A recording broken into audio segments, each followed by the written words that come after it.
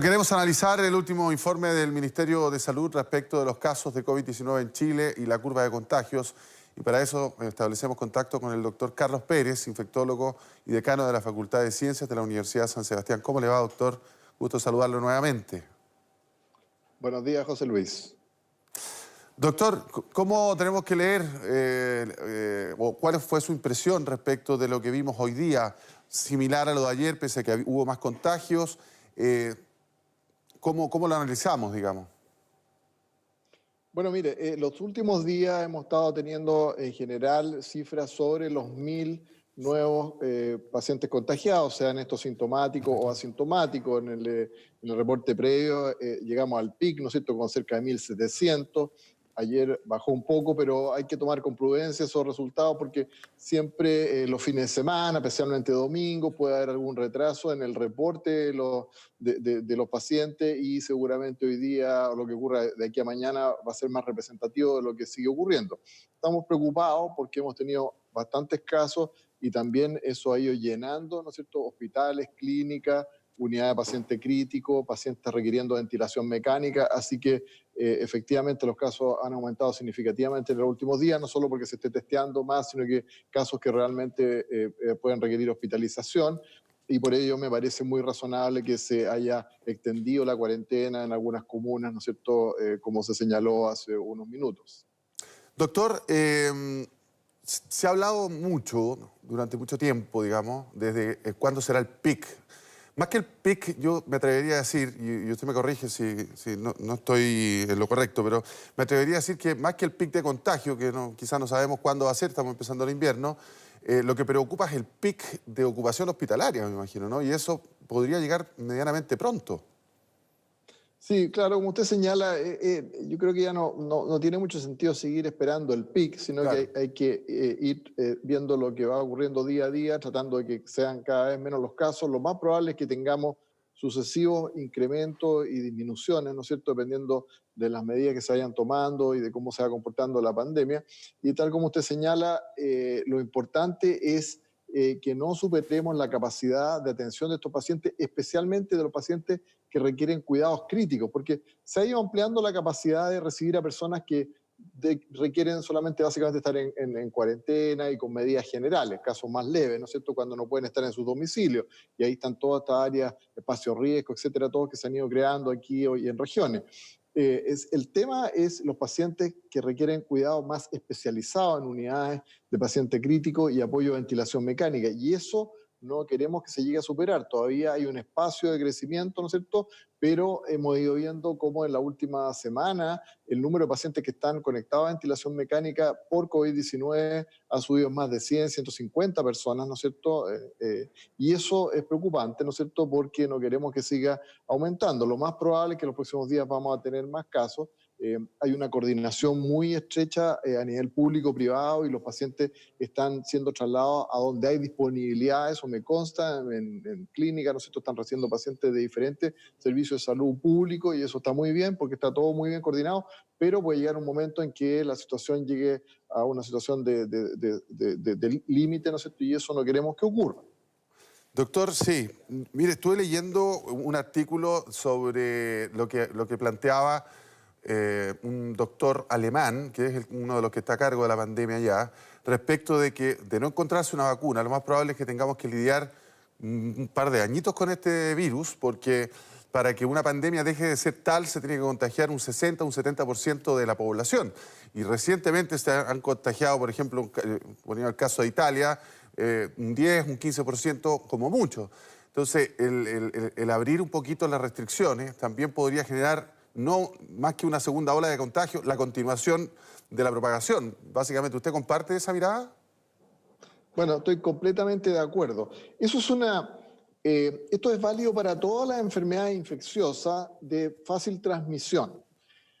Para que una comunidad, ¿no es cierto?, llegue a un estado en que el agente infeccioso, en este caso el virus, deje de transmitirse en forma sostenida y se logre lo que se llama efecto rebaño o inmunidad colectiva, efectivamente se tiene que haber infectado ya más o menos sobre el 60% de la población o estar vacunados con una vacuna efectiva. sobre el 60-70% de la población. Ninguna de las dos situaciones la tenemos actualmente ni la visualizamos en el corto plazo. Entonces, cuando todavía quedando personas susceptibles en la comunidad, la posibilidad de que se sigan infectando, que no sigamos infectando, ¿no es cierto?, es elevada y por lo tanto debemos mantener estas medidas por largo tiempo, más allá de cuarentena, ¿no es cierto?, las medidas personales y que tenemos que tomar en nuestras familias deben mantenerse por meses de aquí en adelante. Vamos a tener, espero yo, vacunas efectivas, pero eso va a tomar tiempo todavía.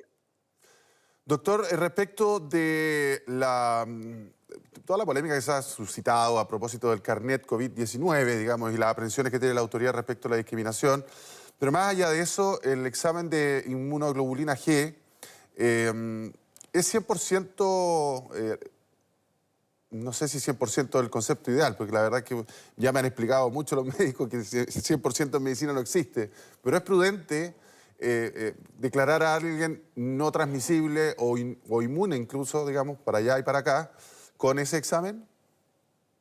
Bueno, usted ha visto que ya la posibilidad de emitir ese carnet de inmunidad se ha desechado, ¿no es cierto? Yo personalmente, esto, mi opinión personal, nunca estuve de acuerdo con ese carnet, ¿no es cierto?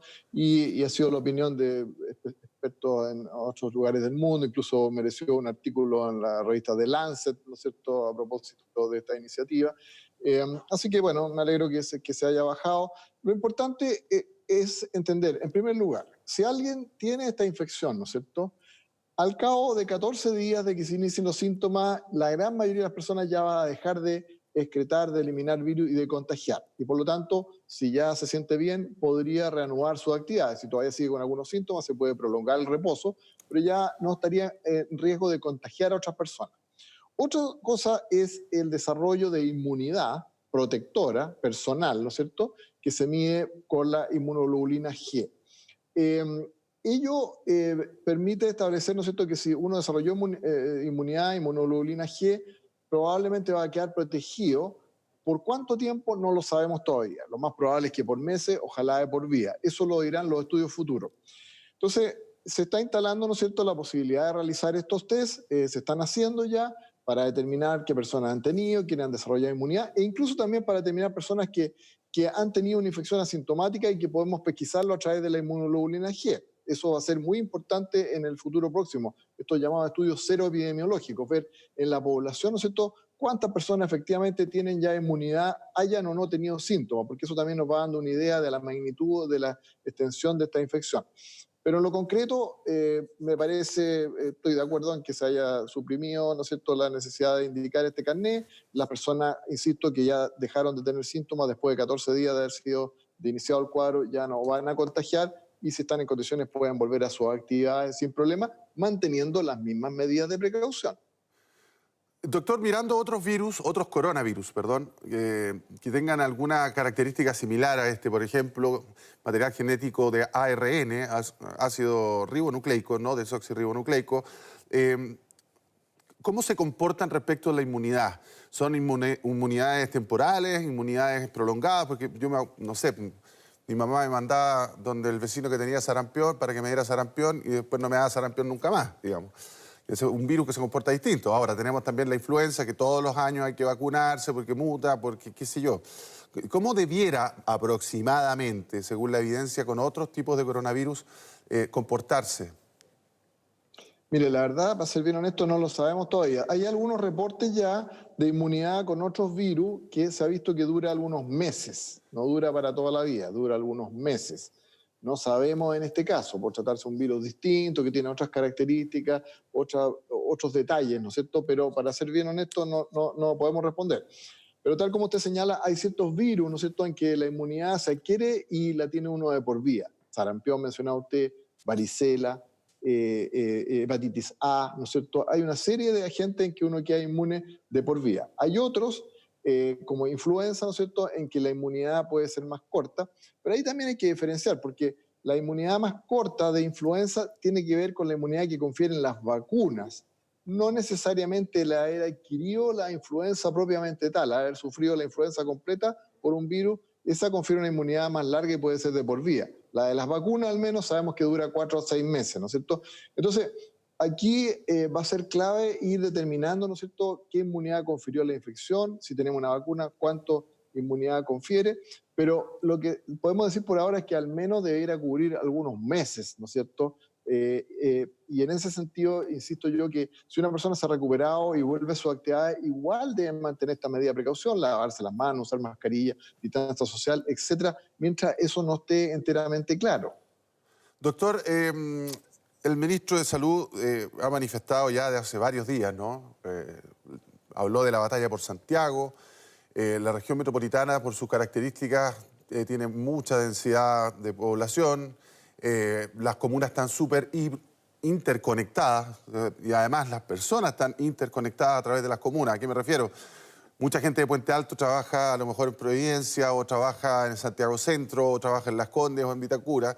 Lo que hace seguramente muy difícil que las cuarentenas puntuales sean efectivas. Bueno, por lo menos ya se ha visto que Ñuñoa, Providencia, Las Condes han logrado superar un poco la incidencia de contagios, pero no así las comunas que son más populosas.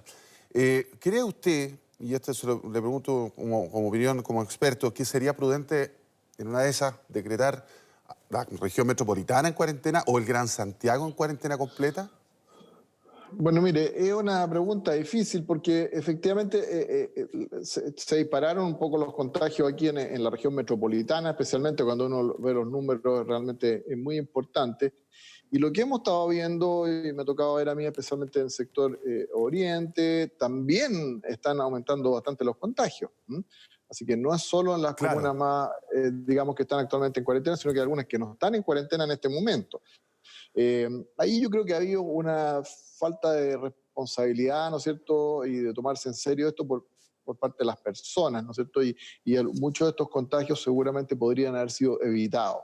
Entonces, aquí, más allá de las cuarentenas, como le digo, que es una decisión que tiene que tomar la autoridad y que a lo mejor lo hace en los próximos días, hay un llamado a la responsabilidad individual. Todos en la región metropolitana, todos, estemos en la comuna en que estemos, tenemos que tratar de salir lo menos posible. Si es por razones indispensables de trabajo, muchas personas tenemos que seguir yendo a ciertos lugares a cumplir con nuestras obligaciones, o por razones estrictamente indispensables, obtener alimentos, ir a comprar un medicamento, ir a dejarle algo a un adulto mayor, familiar nuestro, ¿no es cierto?, de ese tipo de razones, pero otras razones más bien sociales o de diversión, de entretenimiento, por favor, no, porque la situación es delicada, es compleja. No queremos más personas que terminen en la unidad de paciente crítico, ¿no es cierto?, grave. A veces el que adquiere la infección no le pasa nada grave, pero lo lleva a su domicilio y se lo contagia a un familiar adulto mayor, se lo contagia a alguien que tiene una enfermedad crónica y esa persona, ¿no es cierto?, es la que termina grave y se puede morir. Absolutamente. Doctor Carlos Pérez, un millón de gracias por haber sostenido esta conversación con nosotros. Un gusto como siempre. Que esté muy bien, José Luis. Que esté muy bien.